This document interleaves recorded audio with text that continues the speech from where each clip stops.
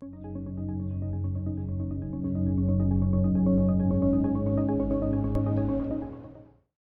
common industrial contaminants were applied to metal test coupons. They are hydraulic fluid, aviation grease, metal cutting oil, and high viscosity cylinder oil. The test coupons covered with greases and oils are placed into a parts basket, and the basket handling system lowered the basket containing the contaminated samples to the vapor zone of the vapor degreaser above the boil sump. This step is easily programmable and is fully automatic, and allows optimal process control and consistency.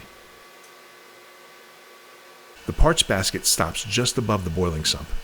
The Opteon SF80 critical cleaning solvent boils in the vapor degreaser and creates a hot solvent vapor which condenses on the surface of the dirty parts, dissolving greases, oils, and fluids, which then drip away via gravity. All soils were eliminated in less than 3 minutes.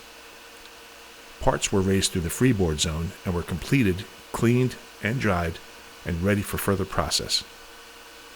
This process is quick and effective, resulting in spotless parts with no additional drying step involved.